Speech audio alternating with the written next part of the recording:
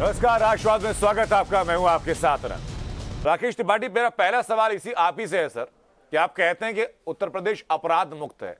अपराध मुक्त बनाने के लिए जब परिवार पहुंचा पुलिस के पास 27 बार, 24 बार सीओ के दरवाजे पर, 4 बार डीएम के और 4 बार एसपी के दरवाजे पर, कहीं से परिवार की कोई सुनवाई नहीं। अनंत जी, उन्नाव की पूरी घटना बहुत दुखद है और दुर्भाग्यपूर्ण है। इस घटना में निश्चित तौर पर पुलिस को जितना प्रॉम्प्ट एक्शन लेना चाहिए था, कहीं ना कहीं उसमें कुछ खामी हुई है और इसीलिए इंस्पेक्टर को तुरंत निलंबित भी किया गया है और इस पूरे मामले का खुलासा करते हुए इसमें गिरफ्तारियां भी की गई हैं। मैं स्पष्ट कर रहा हूं कि इस पूरे मामले में जो भी दोषी हैं उनको दंडित कराने में किसी तरह की कोई कोर कसर नहीं छोड़ी जाए। इस समाजवादी पार्टी के नेताओं का ये चरित्र है। वो सिर्फ इंस्पेक्टर के पास नहीं गई थी 27 बार पुलिस थाने में, वो सीओ के पास भी गई थी 24 बार, वो 4 बार एसपी के पास भी गया था वो परिवार, वो 4 बार डीएम के पास भी गया था परिवार, वो अखिलेश यादव जी के पास भी गया था परिवार। ये भी मैं समाजवादी पार्टी से उसका जवाब लूंगा सर। नहीं, मैं इसलिए कह रहा हूं, देखिए आनंद जी, प्रशासनिक क्या किस तरह से हायरार्की काम करती है, किसका फीडबैक होता है, और किसकी इमीडिएट रिस्पॉन्सिबिलिटी होती है और किसको ये जिम्मेदारी निर्वहन करने में किसने गलती की है, सरकार इसका संज्ञान भी ले रही है और जो जिम्मेदार लोग हैं उन पर कार्रवाई भी सुनिश्चित कर रही है। हर्षवर्धन त्रिपाठी जी, मुझे बताइए जरा कि परिवार को व्यवस्था की हायरार्की से मतलब होगा क्या? जिसके घर की बेटी गायब हो गई है, वो पहले क्या ये समझेगा कि हायरार्की कैसे काम करती है? वो पहले ये समझेगा कि मैं थाने जाऊं, कि मैं डीएम के पास जाऊं, कि मैं एसपी के पास जाऊं? हर्षवर्धन जी देखिए, नहीं, मैंने आनंद जी मैंने इसीलिए कहा ना कि जिस पर कार्रवाई करनी थी उस पर कार्रवाई भी की गई है। ठीक है सर, कार्रवाई भी कर रहे हैं, बाकी लोग भी जिम्मेदार हैं। अगर डीएम के पास गए, डीएम पर सुनवाई नहीं हुई, तो वो भी उतने ही जवाबदेह हैं। अगर एसपी के पास जाकर भी परिवार को इंसाफ नहीं मिला, उस परिवार को जिसकी घर की बेटी लापता थी, तो वो भी जवाबदेह हैं इस मामले में। तो निश्चित तौर पर उनकी भी जवाबदेही तय की जाएगी। हम जवाबदेही तय करने से बिल्कुल पीछे नहीं हटने वाले हैं। पीड़ित परिजन के साथ उत्तर प्रदेश की योगी आदित्यनाथ सरकार खड़ी है। हम इसमें किसी प्रकार की कोई हिलावाली बर्दाश्त नहीं करेंगे। ठीक है सर, बहुत बेहतर बात। अगर आप नहीं करेंगे तो मेरे कुछ और सवाल रहेंगे इसी मामले को लेकर के आप, और बताइएगा सरकार का उस पर इनिशिएटिव क्या रहेगा। बताइए हर्षवर्धन जी, क्या हायरार्की समझे परिवार? इस घटना पर टिप्पणी करते हुए ये समझ में नहीं आता कि कहां से शुरू करें, और अगर कोई दरोगा, कोई कोतवाल उसके ऊपर सीधे आरोप लग रहा है तो उसे निलंबित करके मामला छोड़ देना चाहिए क्या? और उससे आगे की जो बात है कि ये इस मामले में दिसंबर महीने में ही ये महिला अखिलेश यादव के पास भी गुहार लगाती। बिल्कुल, उनकी पार्टी का बाकायदा राज्य मंत्री का दर्जा प्राप्त बेटा, मंत्री का बेटा है। अब वो नहीं रहे, उनका बेटा है, वो भी समाजवादी पार्टी का नेता है। सबसे जो खतरनाक बात है इसमें कि ऐसे लोगों का नेक्सस, ऐसे लोगों का कॉकस अभी भी चल रहा है। यानी स्थानीय स्तर पर भले ही योगी आदित्यनाथ की सरकार थी, लेकिन स्थानीय स्तर पर ऐसे जो बर्बर हत्या करने वाले लोग हैं, और जो आरोप है और उसके बाद जो पोस्टमार्टम रिपोर्ट कहती है, वो तो रोंगटे खड़े करने वाली है।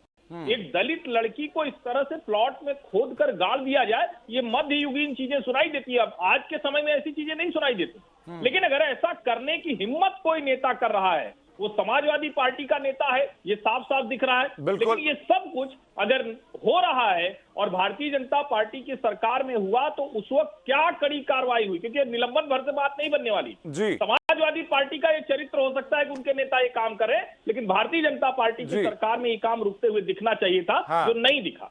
ये हर पहलू पर कार्रवाई होनी चाहिए सर। वो परिवार इंसाफ का हकदार है। 27 बार पुलिस थाने जाने के बाद परिवार को इंसाफ नहीं मिला, तो उसके सवालों का जवाबदेही होनी चाहिए। 24 बार सीओ के यहाँ जाने के बाद उसकी गुहार अगर नहीं सुनेगी तो सिस्टम जवाबदेह है। सपा के अगर कार्यकर्ता का नाम इसमें आता है तो अखिलेश यादव भी जवाबदेह। बताइए जरा राघवेंद्र दुबे जी, अगर पुलिस व्यवस्था से उसको निराशा मिली, समाजवादी पार्टी के दफ्तर वो महिला पहुंची, तो क्या अखिलेश यादव के दरवाजे ऐसे लोगों के लिए बंद हैं क्या? ये नेताओं के खिलाफ उनके कान में आवाज जाती नहीं? देखिए, ये बात बिल्कुल भी नहीं है। अभी मैं उप मुख्यमंत्री जी को भी सुन रहा था, उन्होंने कहा उनको न्याय मिलना चाहिए, सरकार आपकी है। और लगातार जो ये सरकार कहती कि महिलाओं के लिए ये क्या कर रही है, सरकार का आपने चेहरा देख लिया है कि जहां वो महिला लगातार अपने बेटे के लिए 24 बार अगस्तियों के पास जाती है। राघवेंद्र जी, सरकार से सवाल आप पॉलिटिकल मंचों से पूछ लीजिएगा। फिलहाल आप मुझे ये बता दीजिए कि अखिलेश यादव के पास शिकायत लेकर के समाजवादी पार्टी के नेता का अगर परिवार पहुंचा, सपा के नेता की शिकायत लेकर के, तो क्या अखिलेश यादव सुनते नहीं है कि सपा नेताओं की शिकायतें? साथ में उसका भी जवाब दे रहा हूँ, अब मुझे बोल लेना दीजिए। 27 बार जब वहां गई, लगातार होने के बाद उत्तर प्रदेश में जिस तरीके से महिलाओं के साथ अपराध हो रहा, कोई भी अपराधी हो, किसी भी जाति का हो, किसी भी धर्म का हो और कोई किसी भी पार्टी का हो, अगर कोई महिला के साथ या बच्ची के साथ कोई भी गलत करता है, उसको जो भी कड़ी से कड़ी सजा होनी चाहिए, जो भी होना चाहिए उसको वो सजा मिलनी चाहिए। अखिलेश यादव के पास आपने कहा कि वो अखिलेश यादव के पास गई, हमारी सरकार नहीं है। अखिलेश यादव के पास जाने के बाद अगले दिन उसकी रिपोर्ट लिखी जाती है, जिस तरीके यानी आपके समाजवादी पार्टी के नेता आपकी सरकार ना होने पर खुले घूमे, बीजेपी के नेता युवतियां गायब हों, उनके प्लॉट में उनका शव मिले, अखिलेश यादव जवाब दे नहीं है इस चीज के लिए। देखिए उनके पिताजी थे, ये प्रशासन ने क्या किया क्या नहीं किया, सरकार ने क्या काम किया क्या नहीं किया, इसके लिए बीजेपी के प्रवक्ता हैं पैनल पर जवाब देने के लिए। आप मुझे अपने दामन का जवाब दीजिए। मैं तो ये भी कह रहा हूँ, अगर वो सपा से भी जुड़ा है, सपा से भी जुड़ा होता तब भी हमें कोई तो और कैसे जुड़ा होगा सर? क्या माथे पर सर्टिफिकेट चिपकाते हैं कार्यकर्ताओं के आप? आपने देखा कुलदीप सेंगर के लिए यही लोग थे, कुलदीप सेंगर इन्हीं का विधायक था, उसमें भी यही हुआ था कि उस लड़की ने आत्मदाह करने की कोशिश करी थी, मुख्यमंत्री की आवाज के बारे में कोई कार्रवाई नहीं की।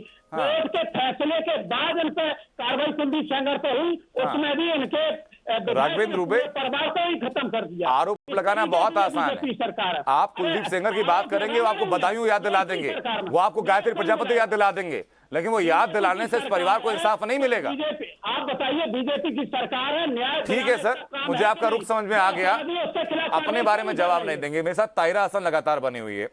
ताहिरा जी, उस परिवार का कसूर क्या है? वो परिवार गरीब है, ये कसूर है?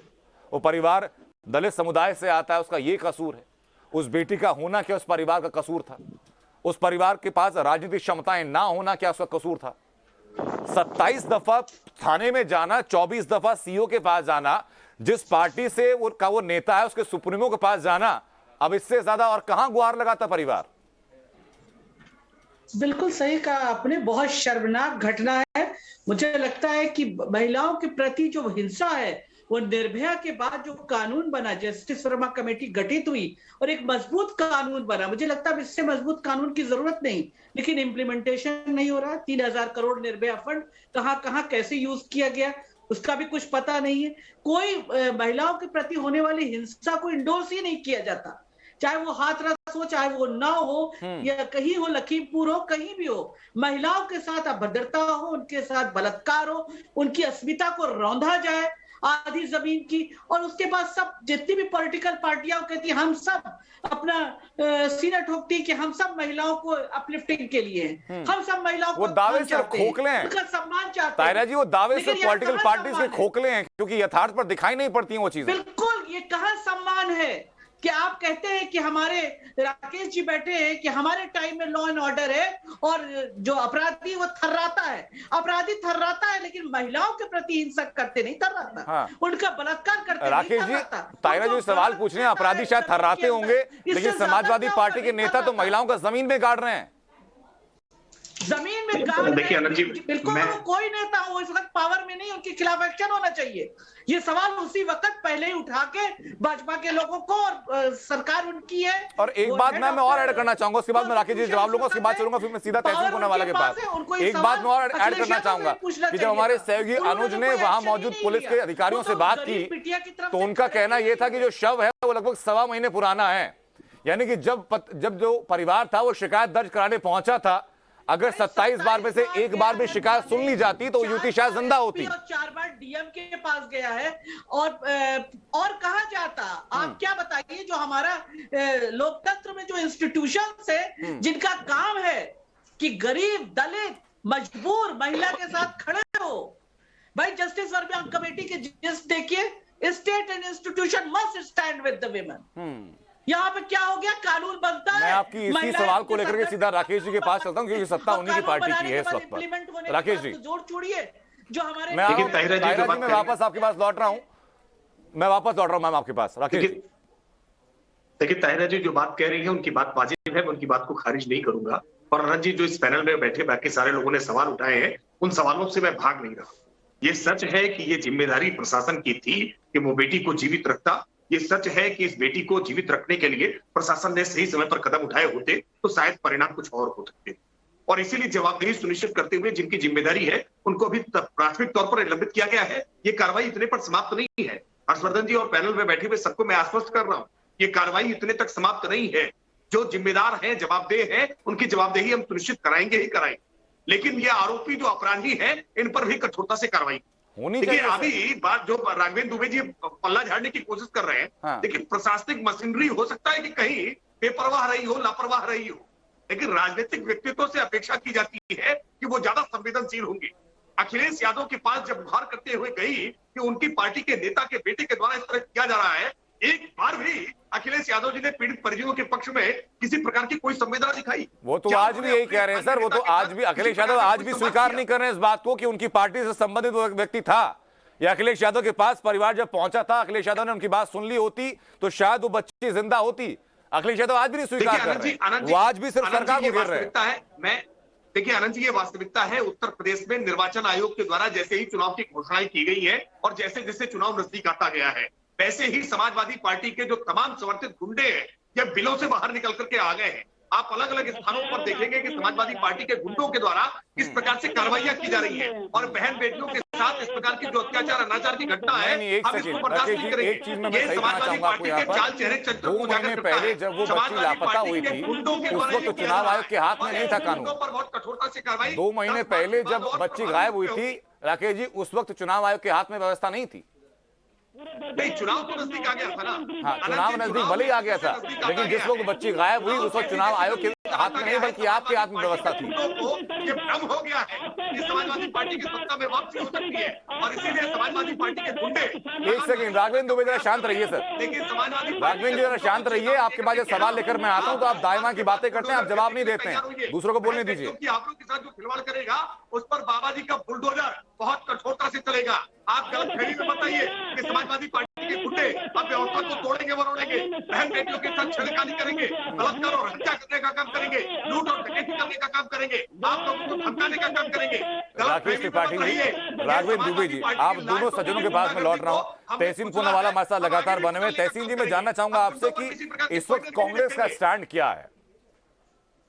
लड़की हूं लड़ सकती हूं का उत्तर प्रदेश में नारा दिया गया, इस परिवार के साथ इतना जघन्य अपराध हुआ उस बच्ची के साथ, परिवार इस मुहाने पर है कि ना पॉलिटिकल पार्टीज उसकी सुन रही हैं, ना कानून उसकी सुन रहा है, ना व्यवस्था सुन रही है। कम से कम जिन्होंने नारा दिया लड़की हूं लड़ सकती हूं, जो हिजाब पर आज साथ आके खड़े हो रहे हैं महिलाओं के, वो इस मुद्दे पर तो बोलते हैं कम से कम। आनंद जी, 2 या 3 चीज मैं बता दूं, मुझे नहीं, मैं एक्चुअली थैंक यू आपको कहना चाहता हूं कि आपको लगता है कि सिर्फ कांग्रेस ही लड़ सकती है महिलाओं के लिए, इसलिए मैं आपके चैनल के माध्यम से मैं सोच नहीं बता रहा हूं सर, मैं आपके नारे की बात कर रहा हूं। मैं अपने नारे की बात कर रहा हूं और मैं सोच की बात कर रहा हूं, बिल्कुल सोच की बात कर रहा हूं। नो इफ एंड बट, ये सोच होनी भी चाहिए, सिर्फ कांग्रेस ही महिलाओं को सुरक्षित रख सकती है। नो इफ एंड बट, क्योंकि उन्नाव की बेटी थी, हाथरस की बेटी थी, अन्य कोई मुद्दा था उत्तर प्रदेश के अंदर, सिर्फ प्रियंका गांधी वाड्रा ही खड़ी हुई थी, वरना बाबा जी और मोदी जी तो मौन बैठे हैं, कहीं कुछ चीज पर बोलते ही नहीं है। कल आप ही के न्यूज चैनल पर मैं था, अजय मिश्रा टेनी, वो गुंडा, बड़ी जिम्मेदारी से शब्द का इस्तेमाल कर रहा हूं, केंद्रीय गृह मंत्री का, उस गुंडे के बेटे को कल बेल मिल गया चुनाव के दिन। यही तो हालत है उत्तर प्रदेश में। उत्तर प्रदेश को उत्तर प्रदेश बनाया है लेकिन क्राइम में नंबर 1 बनाया है। उत्तर प्रदेश बनाया है लेकिन महिलाएं असुरक्षित है। और आदित्यनाथ जी लगातार एक फेल चीफ मिनिस्टर, इसलिए मैं हाथ जोड़ के गुजारिश करता हूं, कांग्रेस को लाइए, इन सब गुंडों पर। तहसीन जी देखिए, बहुत आपके के साथ मैं रोकूंगा सर, चुनाव प्रचार का मंच आप कृपया ना बनाए, मामला संवेदनशील है। आपको सरकार से जितने सवाल पूछने, आप कड़े से कड़ा सवाल पूछिए, ये मंच आपका स्वागत करेगा, लेकिन पॉलिटिकल बयानबाजी नहीं सर। कांग्रेस को लाइए, उसको लाइए, मुझे सिर्फ ये बता दीजिए कि प्रियंका गांधी वाड्रा उन्नाव कब पहुंच रही है कि नहीं पहुंच रही है? वो इस मुद्दे को और हर कमजोर लड़की के साथ, हर कमजोर महिला के साथ लगातार लड़की तो रही नहीं ना सर, उसके परिवार को जरूरत है। और उसके सर, मैं अपना उत्तर दे दूं, अगर आप बीच में टोकोगे मैं चुप बैठूंगा। आप बताइए, कोई बात है, आप मन की बात कीजिए, बताइए सर, बताइए सर। वो लगातार हर कमजोर लड़की और उसके परिवार के साथ खड़ी थी, खड़ी रहेगी। सवाल ये है, आपका सवाल वाजिब है, सवाल ये है आदित्यनाथ जी और मोदी जी कब महिलाओं के साथ खड़े रहेंगे? वो कभी खड़े नहीं रहेंगे। और सेंगर की यहाँ पर बात हुई, कुलदीप सेंगर, मैं टाइम्स नाउ पर था, नाविका जी ने वो लड़ाई लड़ी थी, किस तरह से सेंगर को बचाने का काम किया था जब तक हम सुप्रीम कोर्ट नहीं गए। हाथरस पे हम सारी रात टाइम्स नाउ पर थे, क्या क्या हाथरस में। इनके बेशरम डीजीपी ने, यही प्रशासन की बात कर रहा हूं, बेशरम डीजीपी ने कहा रेप नहीं हुआ था। कल अजय मिश्रा टेनी उसके बेटे ने टाइम्स नाउ को कहा था मेरे बेटे पर चार्जशीट होगा, मैं रिजाइन करूंगा। कल उसे बेल भी मिल गया। सरकारों का चरित्र लगभग एक जैसा दिखा है, चाहे वो गायत्री प्रजापति का मामला रहा हो समाजवादी पार्टी सरकार में, चाहे बदायूं का मामला रहा हो समाजवादी सरकार में, या मौजूदा सरकार में महिलाओं के उत्पीड़न का मामला रहा हो। मैं कम से कम ये चाहता हूं कि आज तो जागिए आप ना, तमाम लोग आज तो जागिए। यह सिर्फ पॉलिटिकल मुद्दा बनाने के लिए वहां जाया जाता है। अगर कांग्रेस खड़ी हो रही है इस समर्थन में कि लड़कियों को हिजाब पहनना चाहिए, आपकी बेहतर बात है, आपकी सोच होगी लड़कियों के साथ खड़े हैं आप। उन्नाव के परिवार की क्या गलती है जो वहां नहीं पहुंच पा रहे हैं? प्रियंका गांधी वाड्रा अगर व्यस्त है तो तहसीन पूनावाला क्यों नहीं जा सकते? या फिर आपके जो बाकी कार्यकर्ता उत्तर प्रदेश की जो यूनिट है, जो कुमार लल्लू हैं, वो क्यों नहीं पहुंच सकते उन्नाव? मैं एक चीज आपको क्लियर करना चाहता हूँ। बहुत आपने तीसरी बार हिजाब की बात की, तो मैं बहुत क्लियरली और स्पष्ट तरीके से क्लियर करना चाहता हूँ। कांग्रेस इस चीज के साथ खड़ी है कि महिलाओं को जो पहनना है वो पहनने का अधिकार है। उन्होंने आदित्यनाथ जी के जैसे या खट्टर के जैसे स्टेटमेंट नहीं दिए कि महिलाओं को कब कपड़े पहनने का अधिकार नहीं। महिलाओं को जो पहनना है वो पहनने का अधिकार है, संवैधानिक स्तर पे। हिजाब के पक्ष में नहीं, महिलाओं के आजादी के पक्ष में। आपको ये बात, ये तर्क समझ में नहीं आ रही, मैं दोबारा से रिपीट कर रहा हूं। आदित्यनाथ जी ने कहा महिलाओं को आजाद नहीं छोड़ सकते, वरना जो है संसार ये खराब हो जाता है, भ्रष्ट हो जाता है। आदित्यनाथ जी का स्टेटमेंट है। प्रियंका गांधी वाड्रा कहती है महिलाओं की आजादी, वो जो पहनना चाहिए, हिजाब पहना जाए या मॉडर्न ड्रेस पहना चाहिए, इन दो जी आपका किस मुद्दे को लेकर क्या रुख रहा है, उसका पॉलिटिकल माइलेज आपको क्या मिल रहा है? उत्तर प्रदेश में चुनाव है, कैसे उस मुद्दे को बनाते हैं, मुझे कोई मतलब नहीं है आज की तारीख में। मेरा सिर्फ एक सवाल है कि उस परिवार के साथ कौन खड़ा है असल मायनों में, बयानबाजी के लिए नहीं। करके राष्ट्रवाद में चर्चा लगातार जारी है, लेकिन अखिलेश यादव जिनके ऊपर ये आरोप परिवार का, जो अखिलेश यादव से मिलने गए लेकिन दरवाजे बंद मिले उन्हें, अखिलेश यादव ने सुनी नहीं उस परिवार की। आज की तारीख में अखिलेश यादव क्या कह रहे हैं ये सुनवाते हैं आपको। ये जिनके बारे में कहा जा रहा है कि वो समाजवादी पार्टी में हैं, वो 4 साल पहले उनका देहांत हो चुका था। आखिरकार पुलिस ये बताए, जब तहरीर दी गई थी, आखिरकार इतने दिन कैसे लगे पुलिस को ढूंढने में? पुलिस सख्त से सख्त कार्रवाई पहले भी कर सकती थी। राघवेंद्र दुबे जी, सवाल मेरा आपसे है, अखिलेश यादव सूबे के पूर्व मुख्यमंत्री हैं ना, चुनाव में आज की तारीख में ताल भी यही ठोक रहे हैं कि हम लोग आएंगे तो अपराध खत्म कर देंगे, अपराधी हैं तो उनको जेल के अंदर पहुंचा देंगे, इंसाफ सबको मिलेगा। ये परिवार भी इंसाफ लेने गया था उनके दरवाजे पर, तब पॉलिटिकल माइलेज ना मिलता, क्या इसलिए उनके कान तक आवाज नहीं पहुंची थी? देखिए, परिवार गया था और परिवार की समाजवादी पार्टी हमेशा से, और माननीय अखिलेश जी जो भी दरवाजे पे जाता है उसकी बात जरूर सुनते हैं। बताइए क्या हुआ परिवार के साथ? सरकार इनकी है, उन्होंने परिवार के लिए आपने क्या किया बताइए जरा।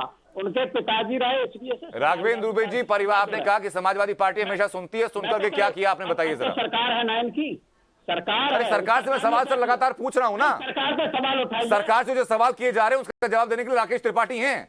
राघवेंद्र दुबे सरकार का जवाब नहीं देंगे। राघवेंद्र दुबे जवाब देंगे इस बात का कि अखिलेश यादव के लिए आप कह रहे हैं कि अखिलेश यादव ने बात सुनी तो परिवार की क्या सहायता की, बताइए जरा। परिवार की सहायता सरकार करेगी, इन्वेस्टिगेशन कौन करेगा? सरकार करेगी कि दूसरा कोई करेगा? सरकार का ये काम था कि नहीं काम? जब एसएसपी के पास, एसपी के पास, डीएम के पास लगातार झिझक होती है कभी तमाम बातें बोलते हुए ऐसे मामलों पर? 27 बार सीओ के पास राघवेंद्र जी, झिझक होती है ऐसी बातें बोलते हुए ऐसे संवेदनशील मुद्दे पर? ये संवेदनशील अपनी टोपी उतार के किसी और की तरफ उछालने में, वो भी जबकि एक लड़की की हत्या की गई हो, उसको आप ही की जो कथित तौर पर पार्टी के नेता हैं उनकी जमीन के नीचे लड़की का शव मिला हो, अखिलेश यादव का नाम सामने आया, परिवार कहे कि हम गए थे सहायता मांगने के लिए, आप फिर भी डिफेंड किए जा रहे हैं। तो ये बात करें ना, हमने कहा था, मैंने तो कहा कि कोई भी हो, किसी भी पार्टी को, किसी भी धर्म का। राघवेंद्र दुबे, मुझे सवालों का सीधा जवाब दीजिए कि अखिलेश यादव के दरवाजे पर परिवार पहुंचा था कि नहीं पहुंचा था? परिवार कह रहा है नहीं, परिवार पहुंचा था। सरकार को क्या किया अखिलेश यादव ने? अखिलेश यादव ने क्या किया? क्या परिवार के साथ मिलकर पूछा कि भाई मैं पूर्व मुख्यमंत्री भले ही हूं, मैं दावा भले ही ठोक रहा हूं कि आगामी मुख्यमंत्री भी मुझे बनना चाहिए, आज की तारीख में तुम्हारी फलाना सहायता करने जा रहा हूं मैं? आपका प्रश्न हो गया, मैं उत्तर उसका दे दूं। आपने प्रश्न पूछ लिया, मैं कह रहा हूं सरकार की लापरवाही, सरकार किस ढंग से चल रही है। अखिलेश यादव ने, राघवेंद्र दुबे, क्या किया मुझे बताइए। उत्तर प्रदेश में अखिलेश यादव इतने कम हैसियत के नहीं है कि उन्नाव का एक परिवार उनके पास पहुंचे, उन्नाव का एक परिवार पहुंचे कि हमारी बेटी 2 महीने से गायब है, सहायता कर दीजिए, तो अखिलेश यादव इतनी कम हैसियत के नहीं है पूर्व मुख्यमंत्री होते हुए कि सहायता ना कर पाए। अखिलेश यादव के पास पहुंचने के बाद अगले दिन ही उस पर धारा लगाई हुई है, केस हुआ है, और आप ये बता रहे हैं सरकार को पूछना चाहिए। सरकार ने पहले भी इसी सरकार में हुआ था, सरकार ने उस बेटी की नहीं सुनी थी, पहले भी नहीं सुनी थी। हुआ क्या उसका परिणाम? पूरे परिवार को खत्म कर दिया। यानी बीजेपी के नेताओं ने, यानी के विधायक ने, पहले इन्होंने नहीं माना, उनके पक्ष में रैली निकाल रहे थे, ये वही लोग हैं। ये तो तिरंगा लेकर के बलात्कार पूरा प्रकरण बखूबी याद है सर हम लोगों को, और ग्राउंड पर जाकर के सवाल पूछे गए थे उस मामले में कुलदीप सेंगर से। कह रहा हूँ जो भी वो कोई चीजें छुपी हुई नहीं थी, लेकिन आपसे भी सवाल तब पूछे गए थे जब बदायूं में सीबीसीआईडी जांच की जरूरत पड़ गई थी। आपसे सवाल तब भी पूछे गए थे जब गायत्री प्रजापति को बचाने के लिए कोर्ट को धमकाना आपको पड़ा था, डांट लगानी पड़ी थी। हत्या का सीधे सीधे आरोपी है, इसमें कोई जो भी दोषी नहीं है। मैं लौट रहा हूँ आपके पास हर्षवर्धन जी। बात कर ये सीधे सीधे बर्बरता, नृशंस हत्या का मामला है, और इसमें किस तरह से कैसे ये इतनी बेशर्मी कहां से आ जाती है कि इसको भी डिफेंड कोई कर सकता है? इसमें कैसे कोई ये बात कर सकता है कि डिफेंड करे और दूसरे मुद्दे गिनाने लगे? किसी के पिताजी रहे 4 साल पहले, वो एक्सपायर हो गए हैं, और अगर वो सपा का नेता, आप साबित करिए। राघवेंद्र दुबे छोड़ दीजिए इस बात को, चलिए मैं इस चर्चा में पढ़ूंगा ही नहीं कि वो समाजवादी पार्टी का नेता था कि नहीं था। आप अपने तर्क दे दीजिएगा, मुझे बता दीजिए उत्तर प्रदेश के पूर्व मुख्यमंत्री के पास तो ये परिवार गया था ना। 27 बार पुलिस ने नहीं सुनी, 24 बार सीओ ने नहीं सुनी, 4 बार डीएम और एसपी ने नहीं सुनी। उसका जवाब देंगे राकेश त्रिपाठी। आप अपना जवाब दीजिए ना मुझे। आप नहीं, मैंने जवाब तो दे दिया, मैंने बताया कि भाई जो कार्रवाई करनी थी। ताहिर हसन जी, मुझे छोटा सा जवाब दीजिए, क्या उत्तर प्रदेश के अंदर अखिलेश यादव इतने कम हैसियत के व्यक्ति हैं कि सरकार में ना होने के बावजूद जिस परिवार की 2 महीने से बेटी गायब हो उसकी सहायता ना कर सकें? नहीं, हम लोग बिल्कुल, देखिए बड़ी शर्म की बात है इस वक्त कि वो 27 बार बच्ची जाती है, थाने पे जाती है, 4 बार डीएम साहब के पास जाती है सलूट मारने, और 4 बार एसपी साहब के पास जाती है। जाहिर है वो गरीब परिवार की है, दलित परिवार की है, उसकी सुनवाई नहीं है। कोई मंत्री संतरी के बेटे होते, अफसर के बेटे क्या हुआ होता, ये केस उनकी बेटी का हुआ होता तो तुरंत एक्शन लिया जाता। यहाँ पे नहीं लिया जा रहा है। लेकिन अगर वो गई थी अखिलेश यादव जी के पास भी, तो उनको एक्शन लेना चाहिए था, बात करना चाहिए था, इसमें बोलना चाहिए था, मुखर होना चाहिए था। मेरा मानना, मुझे सबसे ज्यादा शर्म इस बात पे आ रही है कि एक बिटिया के साथ इतना बड़ा कांड हो गया, उसको दफन कर दिया। मैं तो ये कहता हूँ कि अगर संवेदनशीलता की पराकाष्ठा को भी अगर नेता छूते, अखिलेश यादव छूते, तो कम से कम इतनी संवेदनशीलता तो उनके अंदर होती ना कि परिवार की बात सुनकर के ट्वीट कम से कम कर दिया होता। एक ट्वीट करके सवाल अगर पूछ लेते तो सरकार फिर जवाबदेह हो जाती कि चुनाव भी नजदीक है, इस बात का भी फायदा उनको मिलता। तमाम नेता। मैं हर्षवर्धन जी आपके पास में लौट रहा हूं। सर छोटा सा सवाल मेरा राकेश त्रिपाठी जी से रहेगा।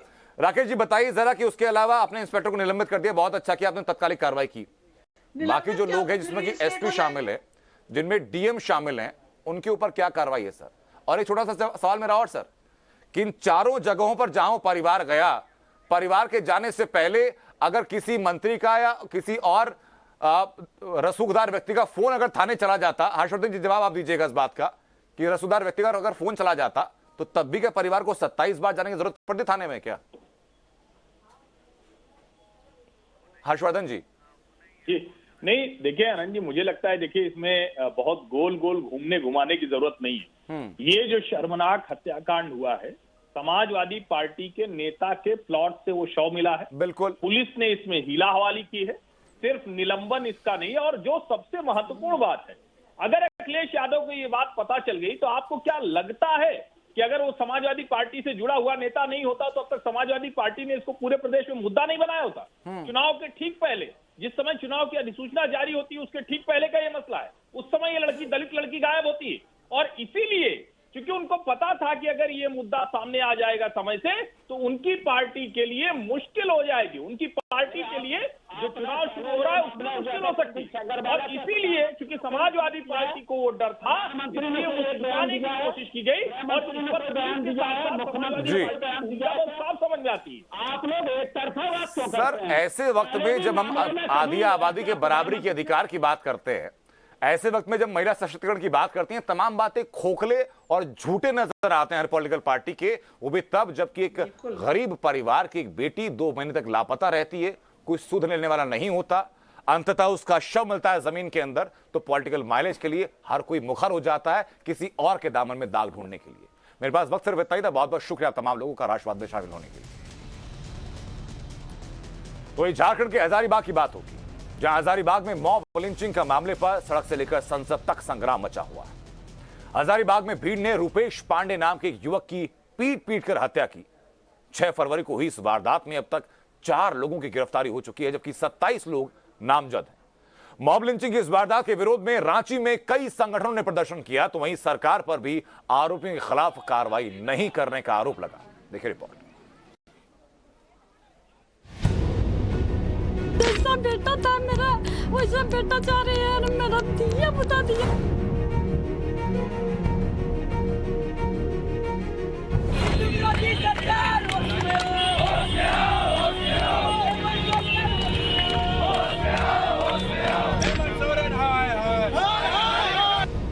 इस परिवार की गुहार है कि उनके बेटे के हत्यारों को सजा दी जाए, उनके घर का चिराग बुझाने वालों पर सख्त से सख्त कार्रवाई हो, जल्द से जल्द इंसाफ मिले, रूपेश को इंसाफ दिलाया जाए।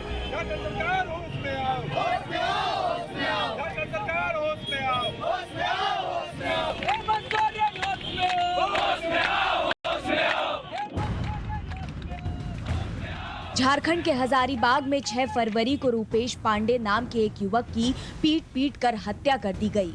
कई संगठनों का कहना है कि रूपेश मॉब लिंचिंग का शिकार हुआ।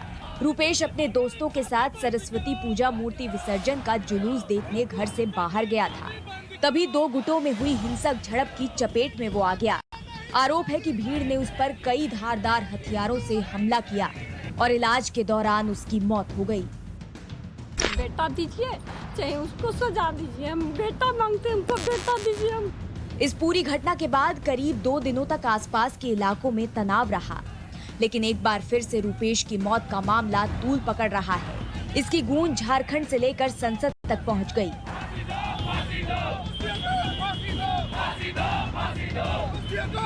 जो बुद्धिजीवी, सो कॉल्ड बुद्धिजीवी जो बात में मोमबत्ती जुलूस निकालते थे, आज वो चुप बैठे हैं।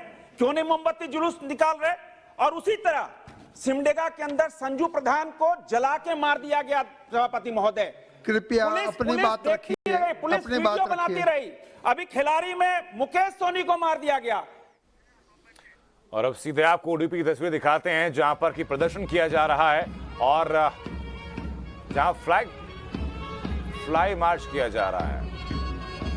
उडुपी में चूंकि स्थिति बड़ी असंवेदनशील दिखाई पड़ी थी, हिजाब विवाद को लेकर के वहां पर कई जगह हिंसक प्रदर्शन देखने को मिले, तो सुरक्षा बलों को अपनी स्थिति नियंत्रण में लेनी पड़ी और सुरक्षा बलों की तरफ से ये फ्लाई मार्च आप देख रहे हैं।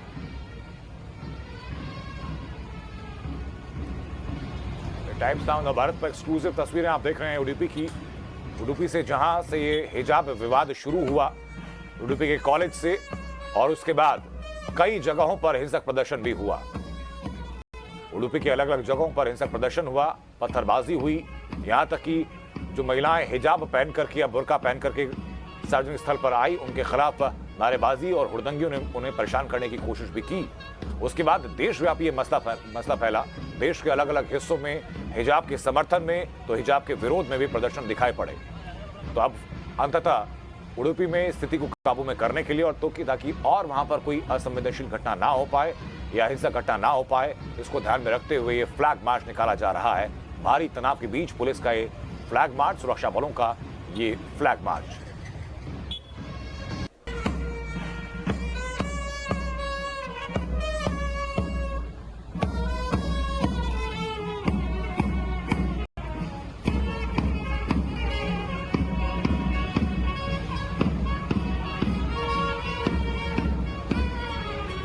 कर्नाटक के उडुपी में हिजाब विवाद की शुरुआत हुई थी।